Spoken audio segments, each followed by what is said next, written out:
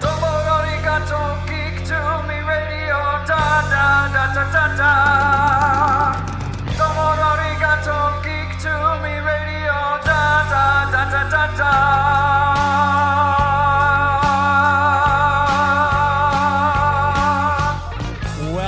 Welcome, geeks and nerds, girls and boys, to a brand new edition of Geek to Me Radio. Today we'll be talking toys with the ToyMan himself, Chris McQuillen, about his event coming up next Sunday and how you can go. We'll then talk to Spike from That Lost in Space Toys and Collectibles about his range of toy knowledge. Finally, we'll review Planet Comicon with their PR guru, Chris Phelan. All that and more, stand by.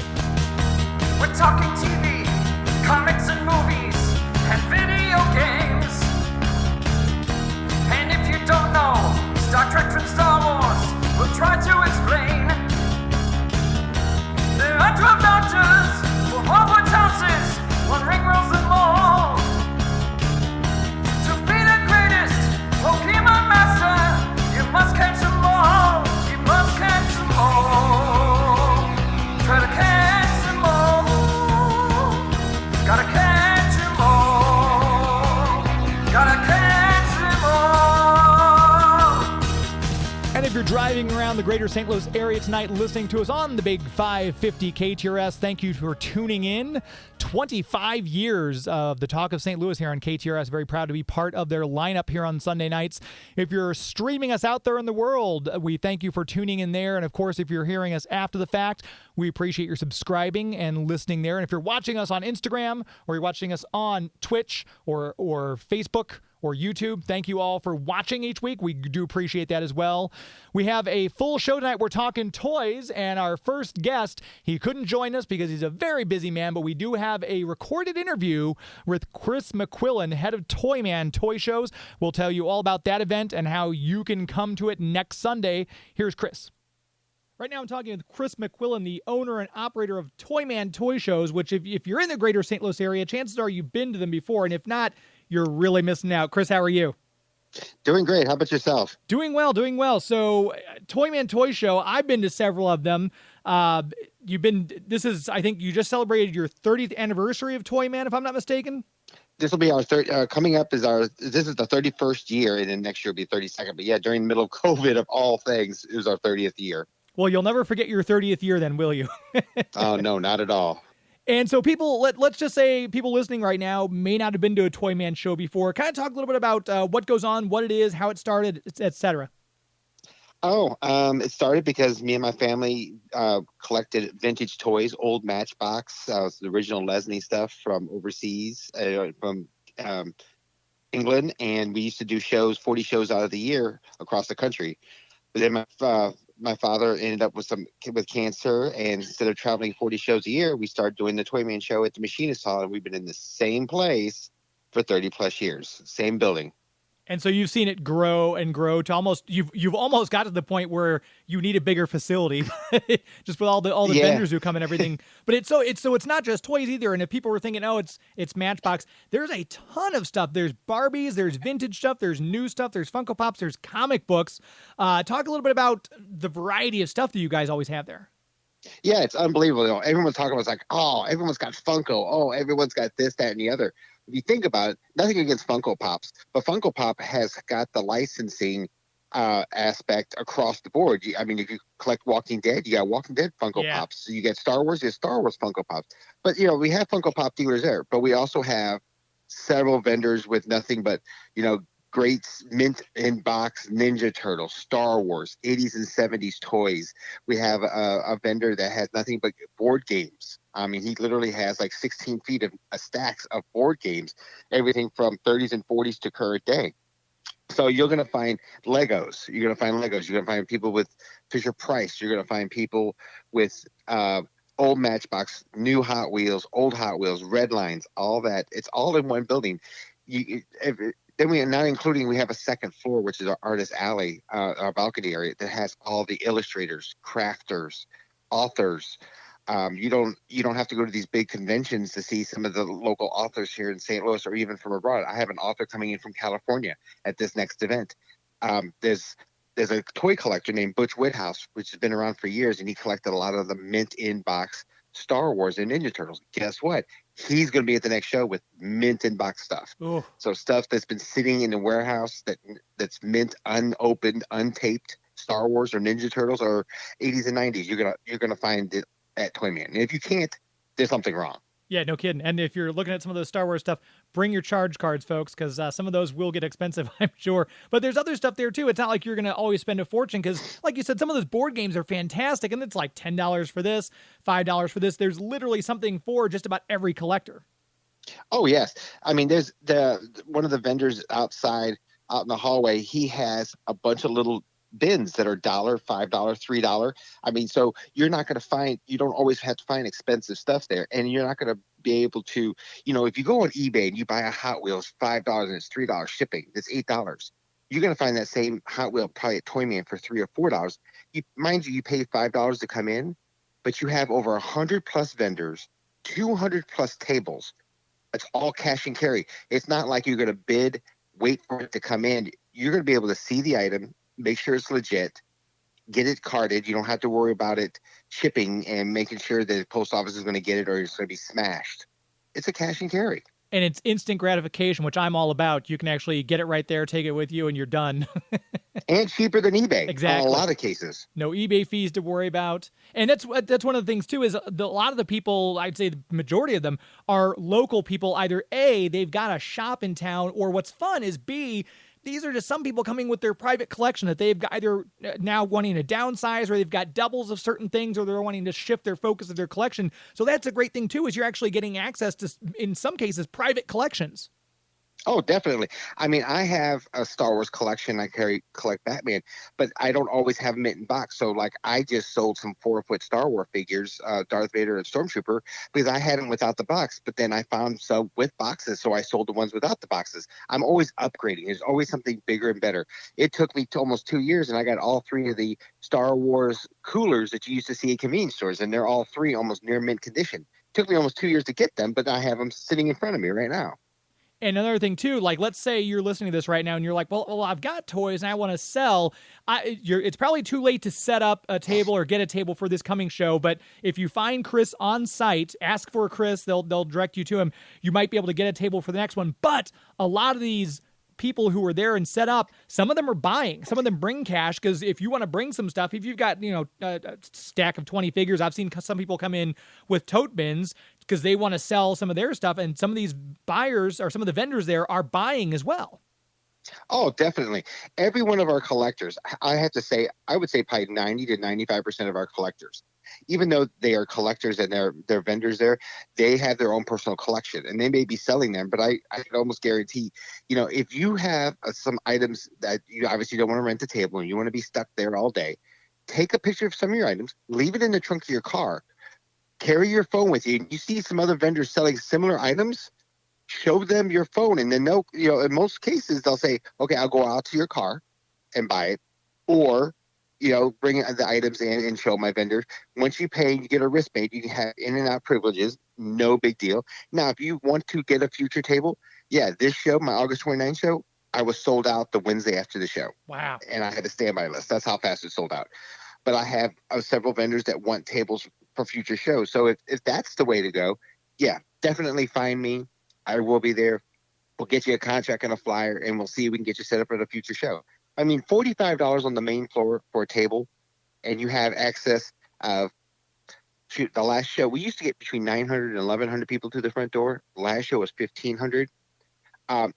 So we do have people buying and selling that are vendors, buying and selling, people walking in. So you may be carrying it. You may not even sell it to a vendor. You may be selling it to another collector coming in looking for it. Right.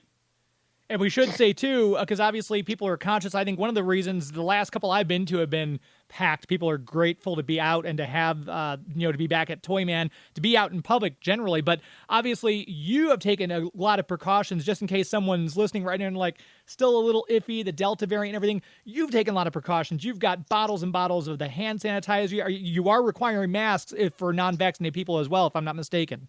Yes.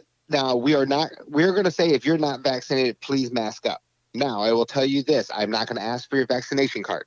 At this time, I'm not going to ask for it. But if you're not vaccinated, we are asking to please mask up. Now, in regards to that, I also are supplying the bottles and bottles of hand sanitizer, but I also have small bottles that you can actually take with you that'll actually be yours. And I also have masks. I'll have about 1,000 masks available. So if you don't have a mask, I'll have one at the front door. Perfect. Yeah, and obviously we want everyone to be safe, so if you don't feel comfortable, we get it. But if you're vaccinated, everything like that, we're on the honor system. Wear your mask. Wear your mask anyway, even if you are vaccinated. It doesn't matter. It's what everyone feels comfortable with. But just know that Chris has taken a lot of precautions to make sure this is a safe event for everybody. He's following all the St. Louis County codes and everything like that. Oh, definitely. And if you've been to the last years ago, past some of my shows, our aisles used to be really crowded, really packed, things of that nature. We're making larger aisles. We've actually removed several like dozens of tables to make the aisles larger, more spacious for the vendors and more spacious for the buyers, for the collectors, attendees. And what's something that people might not know? Let's say they've been to ToyMan before, but something that they might not know that is kind of like a little hidden ToyMan secret. Anything like that you can give out?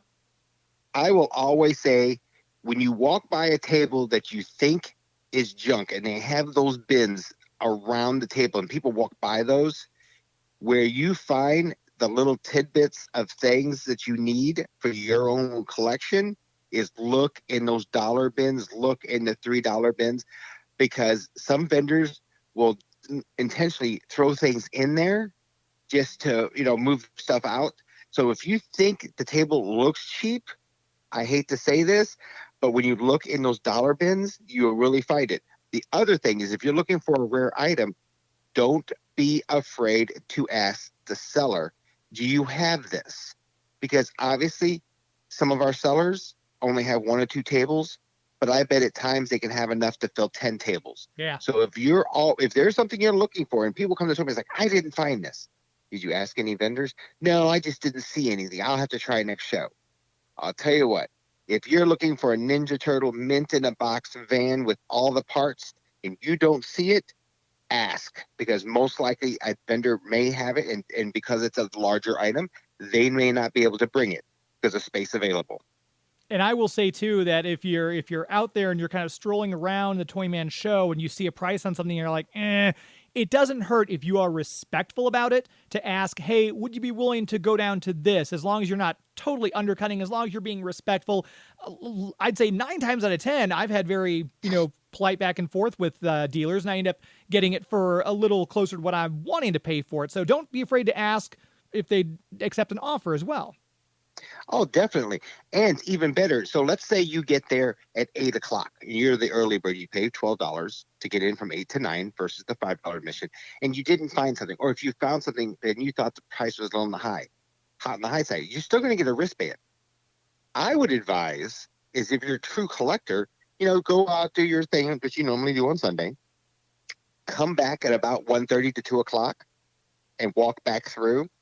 If that vendor had it before the show and you didn't buy it and they still have it at the end of the show, that's where being respectful might get you a really good buy at the end of the day, because that specific thing is at the end of the show and they want to get last minute sales in. And there's nothing wrong with that. Yeah, and I know I've set up at ToyMan before, and it's one of the things I don't want to pack all that stuff back up and take it home. So it never hurts to make an offer, because I've let some stuff go at the end of a show that has sat there the entire day. So you never know. Yeah, and if you don't buy it, let's say you saw it at the July show, most likely that vendor's not going to have it in August. But when you're walking around, if there's something that you need to see or find, take a picture of it in their booth. Ask them if you can take a picture of it so you can remember to come back. So that way you can always remember where you come back to. If they have a business card, if you don't take their business card, at least take a picture of the business card with the item, so that way you can remember who to contact. I can't tell you how many emails, phone calls, text messages, and Facebook messages I get that says, hey, I bought something from a guy on the end of C row. I think his name was Joe. He was from Decatur or something. Take a picture of their name, take a picture of their name badge, their item, their business card. That way, if you need to contact them, there you go. You don't always have to take a business card. Just take a picture of it. Yeah. And then you move on. Definitely. And if you're listening to this right now and you've already got plans for this coming Sunday, I think you've got 2 more shows in 2021, correct? September, November, December. Oh, 3. Great. Okay. You have 3. And when you go to ToyMan, you'll get a flyer. You can see all the upcoming dates. We'll put a link to this if you're listening right now. As soon as the show goes live, when Joey edits out all the commercials, we'll put a link up so you can click on that. But if people want to find out more about ToyMan, website, social media handles, where can they keep up with you and find out more? Through Facebook, ToyMan Show. Through the internet website, ToyManShow.com. We are on Twitter. We are on Instagram. We on my personal page is Chris ToyMan McQuillen. You can find me that way. If you find something about the St. Louis zombie card, that's mine also. So we're all over social media. Just Google ToyMan Show, and you can find us literally the first 3 or 4 pages on the websites. And we'll put a link to those as well in the show notes if you're listening to this after the fact, if you're not hearing us live tonight. Chris McQuillen, thanks so much. Looking forward to ToyMan next Sunday, August 29th. Awesome. Hope to see everybody there. And it is a really great event. Like I said, if you're a toy collector, it's a great place to go. Depending on your range of toys, we're going to have Spike on the show with us next. He sells everything from 60s up to, I think he usually cuts off around the mid-90s. I've seen some of this stuff, but he's always got great stuff in really great shape. And there's, like he said, over 130 vendors there. There's craft vendors, art vendors, people who bring comic books. There's Barbie dolls. There's Hot Wheels, just a bunch of stuff. There's a guy who does nothing but movie posters, like vintage movie posters, the double-sided, the really high-end ones and stuff like that. It's at the Machinists Hall, and I really highly recommend you check it out. Thanks again to Chris McQuillen for giving me the time and talking with me. We're going to take our first break. We're going to come right back. We've got Spike from That Lost in Space Toys and Collectibles. His name is That Lost in Space Guy is his nickname. Lost in Space Toys and Collectibles is his website, so you can check him out on that website there. We're going to take this next break. We'll come right back and chat with Spike, so please stand by.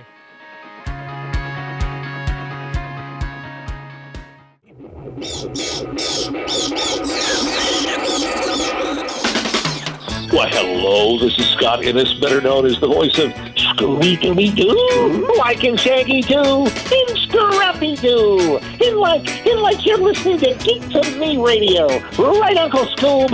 Right, Rappy? Scooby-Dooby-Doo. Welcome back to the show, Geek to Me Radio, live on KTRS. If you are looking to get outdoors and spend some time out doing some stuff that you maybe haven't done for a while, just get some exercise, or maybe you want to grab something fun to eat, someplace new to explore, may I recommend the City of St. Charles. The Greater St. Charles Convention and Visitors Bureau is our premier sponsor. They've been with me for 5 years now, ever since I launched the show in August of 2016. They've consistently supported the show, and I'd love for you to support them. Check out the website. That's the quickest way to support them very quickly. Go to the website, discoverstcharles.com. That's discoverstcharles.com. We are gearing up. Fall is going to be here before you know it. Legends and Lanterns, their big Halloween festival, goes on those middle 3 weekends of October. If you're a Halloween fan at all, that's a great time to be had for the whole family. It's you can interact with living history characters like Lizzie Borden. There's fantastical creatures like the Queen of Hearts, and Baron Samedi will be there. They're doing a special event this fall. It's a Bayou Ball. So if you're a fan of that old Nolans type of Halloween, then that'd be a great event for you to check out. You can get those tickets on the website. The majority of the events for Legends and Lanterns are free of charge. It's every Saturday and Sunday, and then that last weekend will be Friday, Saturday, and Sunday. They'll have the Scarecrow Glow and a lot of fun events for the little ones as well.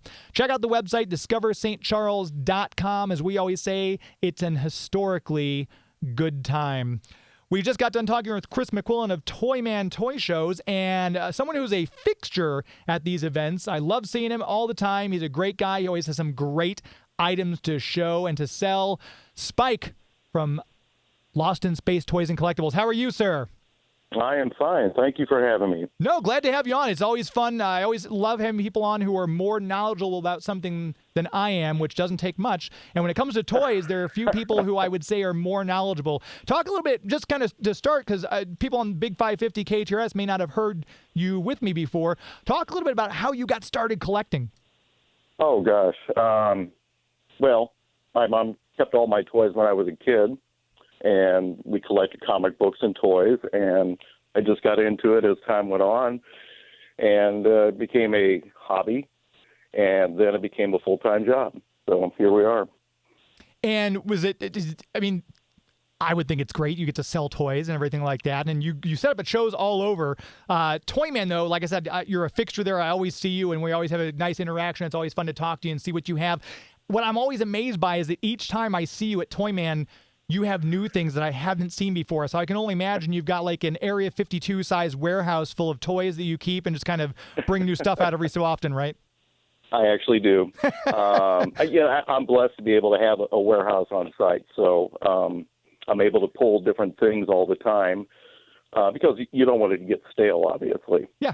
So, different comic books, different toys from different eras, just try and keep it fresh for everybody.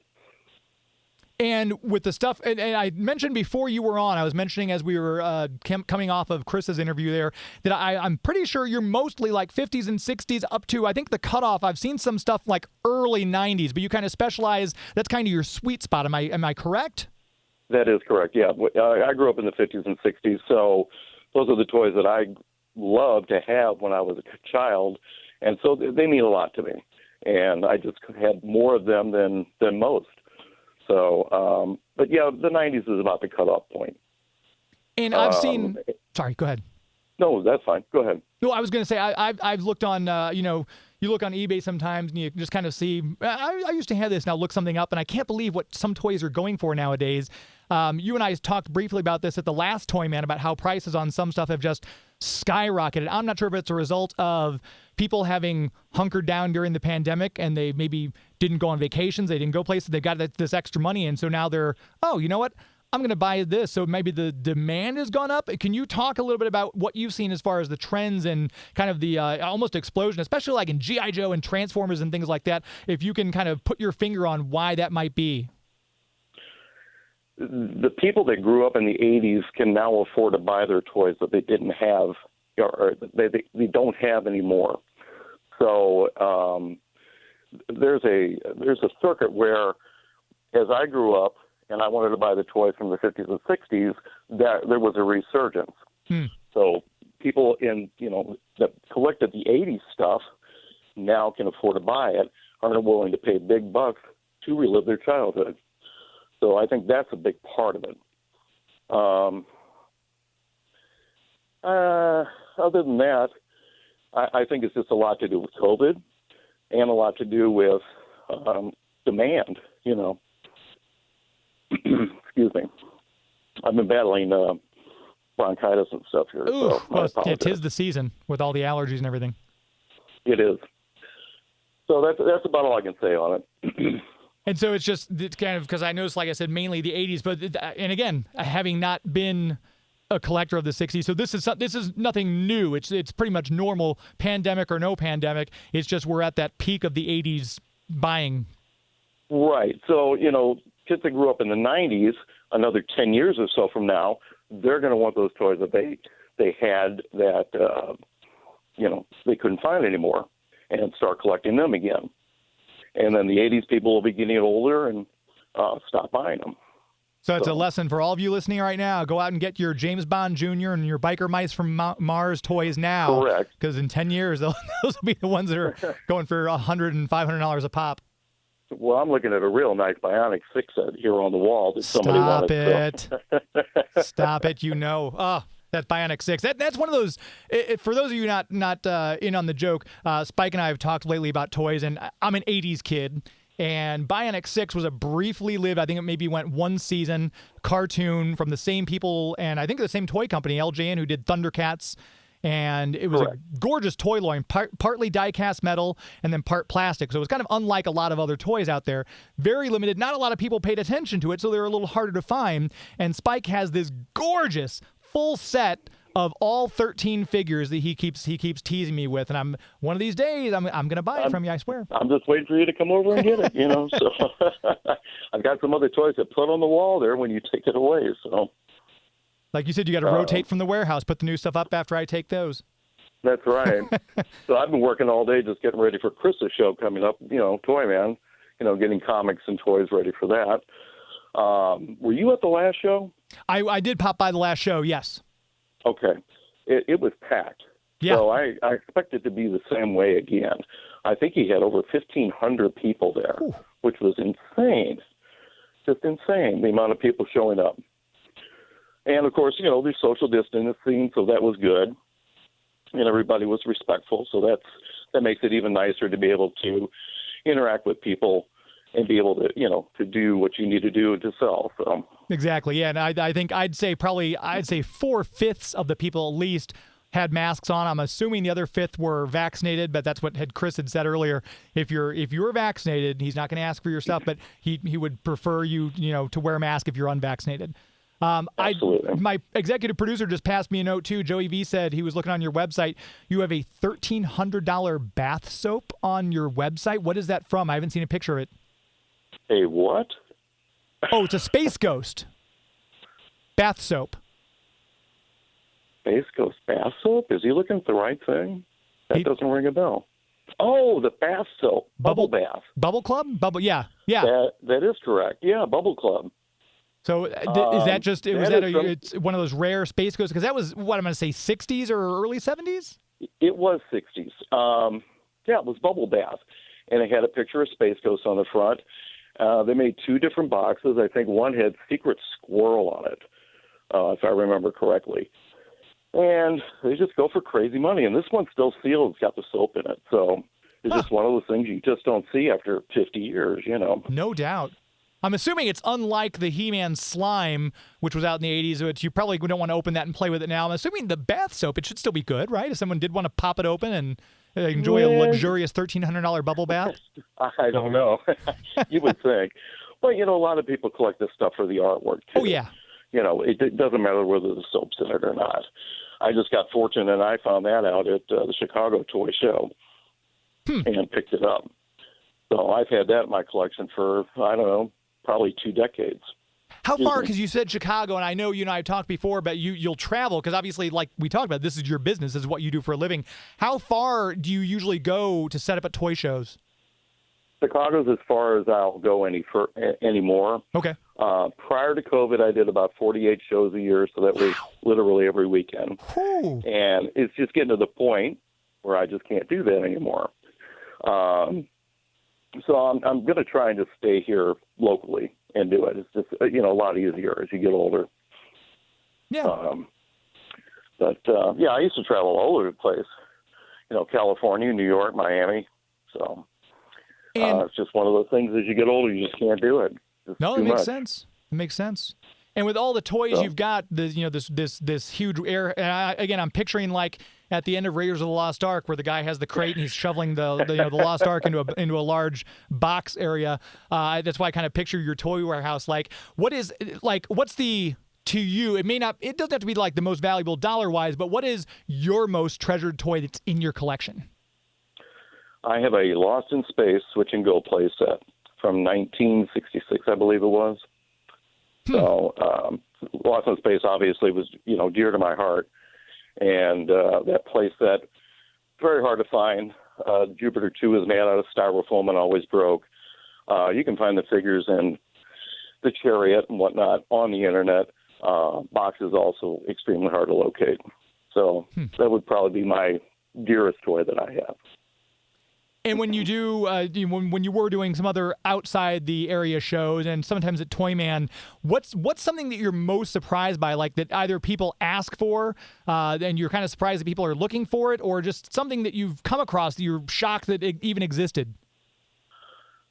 Well, I'm finding more and more people now are looking for, Thundercats than they used to, and Silverhawks. So one of the hardest ones to find is Tiger Sharks. Yes. That was an odd line that you just don't see. Other than that, just off the top of my head, there's always a lot of questions about, do you have this particular toy or that? But I think for obscurity, the Tiger Sharks was probably it. Yeah, that came out, that was toward the end of, and again, it was the same Silverhawks, Thundercats people who did the Tiger Sharks as well, and that was kind of towards the end of the series for both of those. Thundercats and Silverhawks was kind of winding down towards the end of the 80s, if I'm not mistaken. That is correct, yes. So it's probably a case of lower production run, and at the time, kids didn't have the interest in it, so that kind of 1-2 punch made them harder to find, I guess.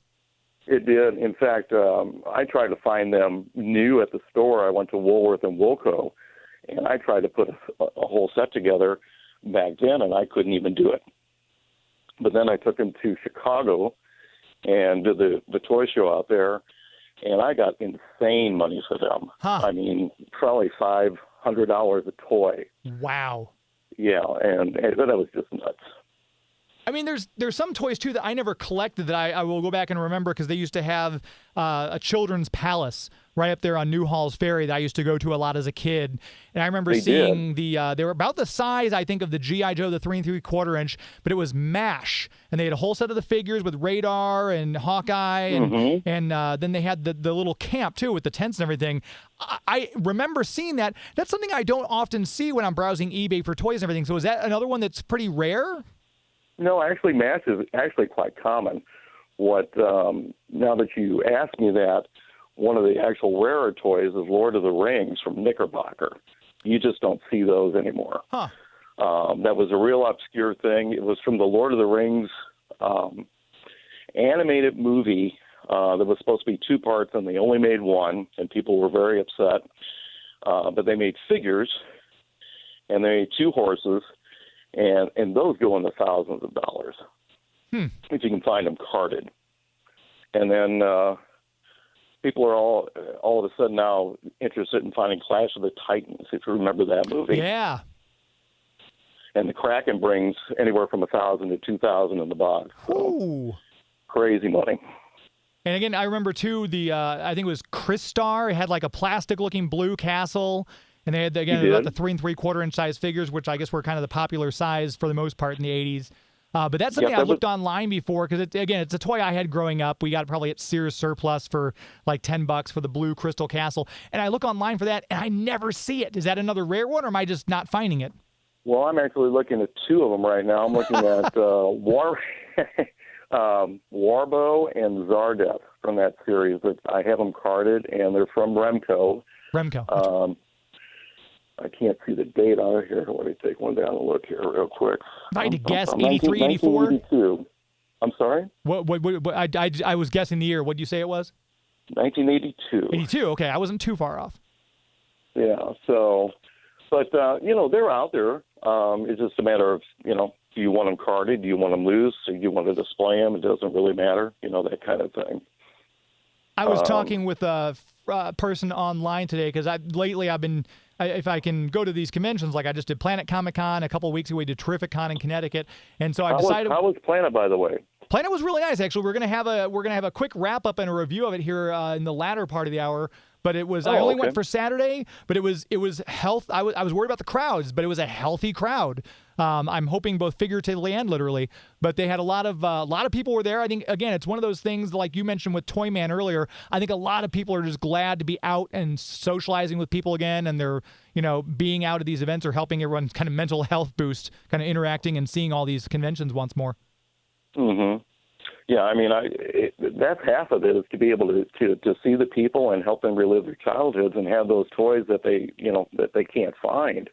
I mean, that's 80% of it in my mind. Yeah. And then to have the fun in doing it as well. So. And I was wondering because obviously you've got the website and you sell on your eBay store and everything like that. I'm assuming some people are very much happy to be at the show to get these things so they can see it in person. They don't have to pay shipping on it. Like Chris and I were talking about in the last segment, it's instant gratification because they give you the money and they walk off with it right there. They don't have to wait and hope it gets damaged in the mail. So that's another great reason if you're listening right now and you're in the greater St. Louis area to come to ToyMan. But you've got to see that a lot of people are like, oh, I saw this online, but I'd rather come and get it from someone like you who has it there ready to go. Absolutely. It's like going to the grocery store. I'd rather look at the banana and take it home with me than, have Walmart put it, in a bag and, bring it to my door because I don't want anybody else fooling with it, that kind of thing. Yeah, that's exactly right. And you don't have to worry about getting damaged in shipping and everything like that. So just out of curiosity, with ToyMan Toy Show coming up a week from today, it'll be Sunday the 29th. So you listening right now, mark your calendars. I think early birds get in at 8, but there is the 9 o'clock is when the doors open. Usually goes till about 2 or 3. What are some of the things you'll be bringing with you to kind of tempt people maybe to come out and take a look? Well, I will be bringing Star Wars, Clash of the Titans, I found some Dungeons and Dragons that I dug out of the warehouse. I might bring some high-end comic books and maybe those Bionic Six figures that somebody wants. I'm not sure. Stop it. I'll have to mortgage my house. You're kidding. You're killing me. But let people know, too, because obviously, like I said, we want them to come out to ToyMan, obviously, but if someone's listening to this, and if you're streaming us right now on Instagram or on Twitch or on YouTube or on Facebook, and maybe you're not in the greater St. Louis area and you can't make it to this, Spike, you do have a website. You sell through an eBay store. Tell people where they can find you, if they want to send you an inquiry about toys, or you're also buying. So tell people how they can contact you and what your website is. They can locate me at Lost in Space Toys and Collectibles. .com. It'll take you right to my eBay store, and you can message me through there. And that's probably really the easiest way. I respond quickly because I work from home, so it makes it really easy for someone to get a hold of me that way. And I hope I didn't overstep. You're still buying toys, right? Because that's obviously you have to have, even though you've got a massive inventory, it's always good to get new stuff. So if people want to, is it the easiest way to send you pictures of what they have? Is that the best way to kind of, so you can gauge what condition it's in and everything, I take it? Absolutely. Yeah. Doesn't matter what they've got, small or large collections. I'm always happy to look at anything, be it comic books or toys. Don't hesitate to get a hold of me. Be happy to help you in any way I can, or, even, if you're just looking to find out what something's worth, I'll be happy to answer that for you as well. And if you're listening to this right now, I can totally vouch for Spike as the most honest guy I know as far as a toy seller. He is also extremely knowledgeable. And if you go to ToyMan this Sunday, tell him you know me, James Enstall, and you heard him on Geek to Me Radio, he'll charge you twice what he normally charges people. So that's a special. Absolutely. Just for you. No. Thank you for that. Right. No, it's always great to talk to you, and hopefully my new listeners here on KTRS now know about you and can either come to you to sell some toys. If you're listening to this right now and you want to unload some stuff, Spike's the guy to talk to because he will give you the best price around for your collection. And if you want to buy, Spike's also the guy to talk to because he has huge inventory and some really great stuff, whether you want it loose or in the package or not.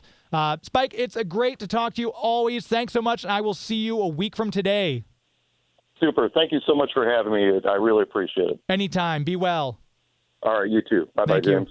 There he goes. And again, Lost in Space Toys and Collectibles, if you'd like to check him out. And again, seriously, great guy, super honest, very knowledgeable. So if you're going to sell your stuff, go ahead and reach out to him through that website. And if you're wanting to buy some stuff, I highly recommend you check out his table at ToyMan Toy Show. We're going to take our next commercial break. We're going to come right back, and we're going to review Planet Comicon, and with an interview from their PR guru, Chris Phelan. Please stand by. Hey, God, Brain, what do you want to do tonight? The same thing we do every night, Pinky. Listen to Geek to Me Radio and then try to take over the world. Narf! The Pinky and the Brain. Yes, Pinky and the Brain. We are back on Geek to Me Radio. Hello to Nostalgic Pod Blast on YouTube. Thank you for saying hi and for checking us out there on YouTube. Remember, if you're listening to this after the fact, when we broadcast live on Sunday nights, you can catch the stream live on Instagram. We also broadcast on YouTube, Facebook, and Twitch as well. So if you want to follow us on any of those platforms, that would be fantastic. And you can always catch the live stream there. When we have live guests, we usually have the camera set up so you can see them. All my guests are over the phone right now. Early on, we were doing having them on video, but with the connection here on the computer and the internet at the station was kind of choppy, so we stopped doing that for now. We're looking at ways to resolve that so we can have guests back on video Zoom so you can see them as well when we talk to them and have those guests on. MarcusTheaters.com. I want to talk about movies because I'm a huge movie fan, and they've got all sorts of stuff going on all day long, every single day of the week. Right now on their website, they have a Sunday passport, 4 movies for $20. September 12th through December 12th. So you can see movies like No Time to Die, Dune, West Side Story, Dear Evan Hansen, The Eternals, Addams Family 2. All these great movies are coming out. Go to the website, MarcusTheaters.com. You can find that special there. And with this movie passport, not only do you get to see 4 movies for $20, so $5 a film, if I did the math right. Yes, $5 a film. You also get with this passport 20% off food and drink while you're there, like concessions, like popcorn and everything like that. Become a member of the Marcus Magical Movie Rewards Club, and you automatically get a free popcorn every Tuesday when their $5 Tuesdays happen. You also earn points for seeing your favorite movies. Go see movies and get rewarded for it. There's nothing better than that. Marcus Theaters and Movie Tavern. If you go to the website, you can find the location closest to you in I think 15 different states between Marcus Theaters and Movie Tavern. You can also recommend, I recommend that you could recommend, let me try that again. Joey, something's wrong. I don't know what's going on with my tongue today. I'm tired, folks. I'm tired.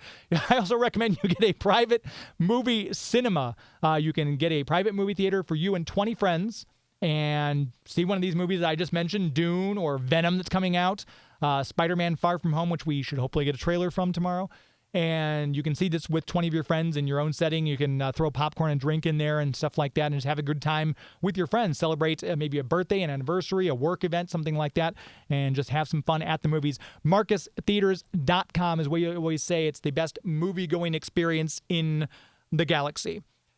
We were talking about Planet Comicon. Actually, Spike from Lost in Space Toys and Collectibles brought it up. And we went to Planet Comicon Saturday only. We had to do a quick turnaround. This time, normally I try to go for the whole weekend, but we had an interview set up with comic legend Roy Thomas, who is basically Stan Lee's heir apparent.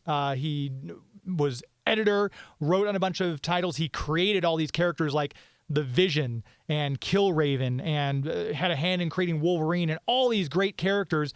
And I've got that interview coming for you. Hopefully in the coming weeks. I've got to edit and I've got some stuff to do on that. But we also got to interview a couple other people like fantastic gaming legend Walter Day. We did a lot while we're there. As we wrapped it up, we talked to Chris Phelan, who is one of their marketing and PR gurus, and got a chance to talk to him a little bit about coming back after nearly 2 years since last Planet Comicon, and we got his thoughts on that. We're here finishing up the second day of Planet Comicon, talking to Chris Phelan, one of the minds who goes into making all this happen. It's got to be fun seeing everyone come back after COVID. We're back with Planet Comicon 2021. 2.5 years. That's a really long time. Chris Jackson, founder and CEO of Planet Comicon, he said, when we left March of 2019, no idea that it would take this long to come back. And it's so overwhelming to see the positivity, the happiness, the excitement to be back in this building. Planet Comicon's been around for 20 years, over 20 years. And so taking 2.5 years off is a long time. And so being back here is so exciting, and just seeing the reaction of people, their enthusiasm to be together, celebrate, do it safely, and just get back to the planet lifestyle and have some fun. It's awesome. And you guys are established, like you just said, it's been over 20 years now. So coming back into it, was it just like riding a bike, or did it still have a few kinks when you came back? I think everybody's kind of getting their wheels back underneath them. Seeing a lot of folks that are kind of saying, "Gosh, I'm tired. It's a lot of walking back and forth. There's a lot to do. There's a lot to see. You kind of got to build your endurance when you come to something like Planet." And everybody getting their feet underneath them day two. It's certainly been a lot of ups and downs trying to figure out over the last 18 months. When's the show going to happen? Okay, let's reschedule guests. Okay, let's rebook the venue. And that's one of the huge challenges with this show, is finding a time frame that you can get the amount of space you need inside this building to host this show. You've got all the panel rooms, the ballrooms, you've got all the exhibit halls, you've got a variety of additional spaces that are needed for box office, locker checks, all those kind of things. So that's the details that really take a lot of time to plan. And so it's nice to actually see it come to fruition, and people building their endurance back up, and getting ready to hopefully keep doing this every year. We don't want to take everybody's been through so much these last 2 years, and so it's exciting to see people enthusiastic and feeling good to get back together and build that endurance up to keep doing this every year again. Yeah. And you had some guests obviously were lost due to either they're not unsure, there's travel restrictions, like John Cleese can't go over from UK, so there's hurdles. That's got to be a little bit kind of demoralizing, but you guys pulled it off. What has been the biggest thing that has gotten you and your team through, and actually like, we're coming back, we're doing this, and here we are? I think every year when you book a date, there's filming schedules, there's travel issues. It's just trying to to get people here. And filming schedules can change in the middle of the week before the show, and that happened this year with a couple guests. And then obviously everything else that's going on, you're just trying to get people together and be able to make sure they can get here and participate. I think the part that allows everybody to get through this is just seeing what we're seeing right now and seeing so many new faces, old faces, happy faces that are here. It's about the fans. And that's what Planet Comicon has always been about, is celebrating fandom. Whatever you're a fan of, whatever you're into, whether you're 5 or you're 85 years old, there's something here for you. And so getting people the opportunity to get back out together and have fun and celebrate, that's what it's all about. And seeing the enthusiasm, people cheering, ready to go up the stairs and get inside the building. All the vendors, who they've worked their tails off for years, and that's how they make their living. So being able to patronize the art and have them be able to share their fantastic work, that's what it's all about. And that's kind of what drives people with Planet Comicon and the folks that are behind it and organize it, is just knowing how happy people are going to be when they're here. And giving them a place to celebrate together. That's what makes it, Planet Comicon is its own unique planet, and we're so proud that it's right here in Kansas City.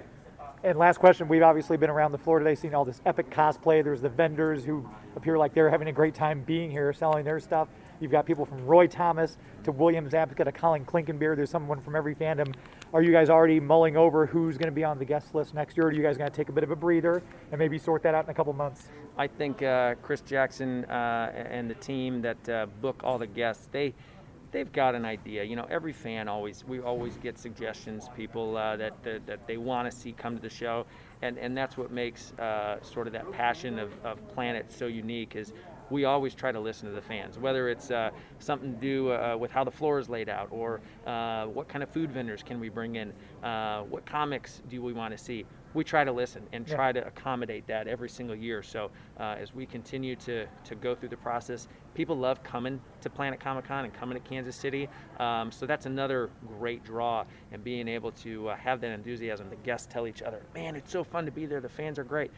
We try to get the ultimate guest list and make sure we listen to what the fans want. So I know there's some ideas out there. I don't know what they are, but I know he's got some ideas up his sleeve, and we're ready to get right back after it, because April 2022, that's the next one. It will be here before you know it. So we're excited to start planning that one. Perfect. Like Nightmare Before Christmas, we'll start counting down now, just like Jack Skellington. Yeah. Chris Phelan, thanks so much for your time today. Absolutely. Thank you guys for being here. Thank you. Thanks to Chris Phelan. Always a great time at Planet Comicon. They had a lot of great people there. I mentioned we had our interviews with Roy Thomas, Marvel Comics and DC writing legend. We talked to Walter Day, gaming legend, and it was a great time. We got a lot of stuff planned, and some surprises coming from what we did there for you guys later on. Hopefully you'll enjoy it. Talking with about movies, and I got the smell of popcorn, and Justin and Joey are laughing at me. I think I'm having a stroke, but I'm smelling popcorn right now. I'm not sure what to say. But Joey and I were talking about the Suicide Squad, both Suicide Squad and The Suicide Squad. And Joey, you recently saw The Suicide Squad, the James Gunn version. You had some thoughts on it. Thank you, James, for having me on the show, of course. Yeah. I just can't believe anyone would watch this movie, The Suicide Squad, on their phone, because it's on HBO Max. You have to see it in the theater, and it will improve the movie tenfold. I guarantee you. The action, the gore, the humor, laughing with the people. It was one of my favorite movies of the year so far. After like Quiet Place 2, this was like get people back into the theater type of movie. Yeah, and it's kind of like it had that summer blockbuster kind of feel to it. Yeah. I think, and again, for my money, it was better than Suicide Squad. The first one is above and beyond. It's no secret I'm a James Gunn fan too, from everything, just the stuff he either writes, like the Belko Experiment, or the stuff he directs, like the Guardians of the Galaxy movies. I'm a fan of his. So I think I went in with my expectations too high, because I'm a fan of the Suicide Squad, the comic book, and he said he was influenced by, he even had John Ostrander in the movie as the guy who's putting the bomb in Michael Rooker's neck. Back of your neck. That's You're right. Blow up. But so I was a little, upon my initial viewing, I kind of came on like, oh, because it wasn't really, I expected something else, I guess, like something more Ostrander-ish, but the more I reflected on the movie, and you and I talked about this before the show began, I feel like I liked it more than I initially did upon the first viewing, but you said you went back and saw it again. I watched it again today on HBO Max with the subtitles on, just so I could take in more information of what I missed.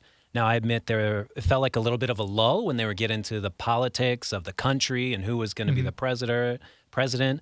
And then when I was watching it for the second time, I was like, this political stuff is actually real meaty, juicy stuff for the story. And I loved it even more the second time. So I recommend, like, definitely see it in the theater. But if you can see it with subtitles on, too, like, get all that deep plot that's in there. Yeah. And I loved it, just the fact that they had Starro. I mean, that was because you see Starro in Zack Snyder's Justice League as the little stars come out and they latch onto the people's faces. But that's all you got. You didn't get big, giant, actual Starro the Conqueror like we got in this. And it's just over the top, James Gunn style gore. And if you've seen like the stuff I just talked about, like Belko Experiment and Slither, then you know James Gunn kind of has a penchant for that. But I enjoyed it overall. A couple little, the comic book nerd me was a little nitpicky about some stuff. I knew you would be, well, actually, so yeah, I know that's not going to be the way everybody views the movie. But you and I were talking about this because you sent me an email. I was like, here's all, you broke it down. Like, here's what I thought about this. Here's negatives, positives.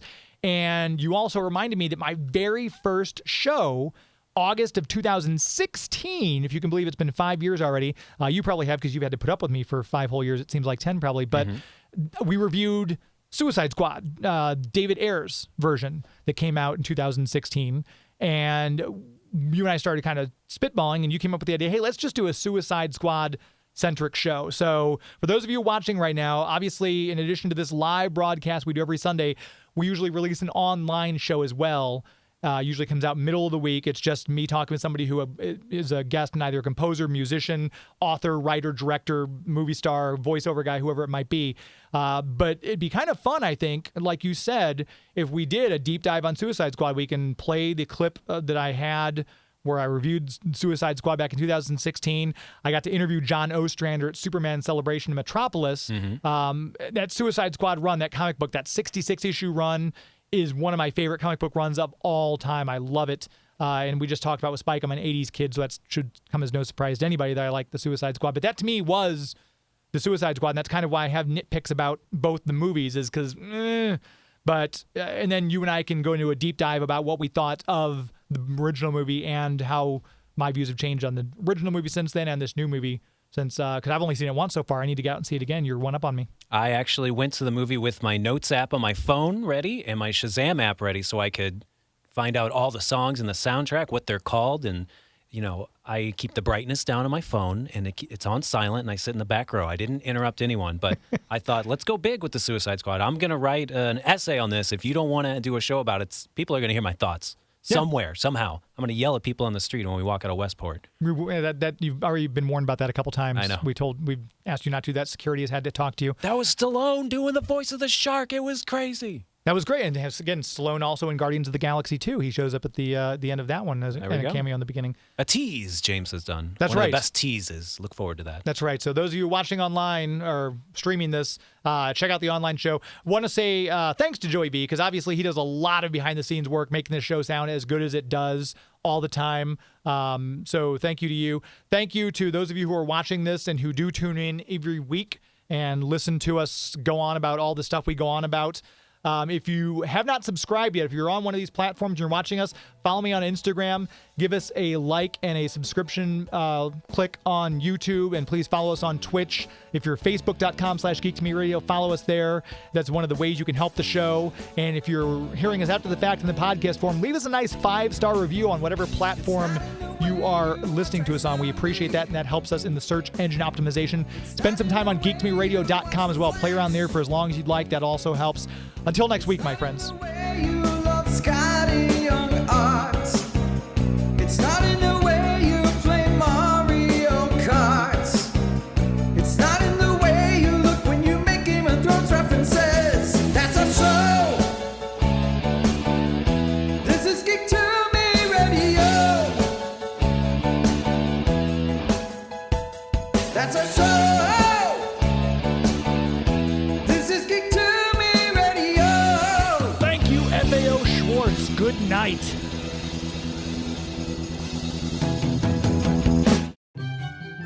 Hey kids, are your parents about to buy you a shiny new toy from Amazon? Hi, I'm Chucky. Wanna play? Well, don't be selfish. Share some of that money with us. Before going on Amazon, make sure to type in bit.ly/geek2me in the web browser. It will look just like Amazon.com, except it'll say referral Geek to Me Radio up top. And then when you check out, a tiny percentage will go to support the show without costing you 1 cent more. So before your parents get you that gizmo, gadget, or widget, make sure they type in bit.ly/geek2me in the web browser. bit.ly/geek2me, bit.ly/geek2me.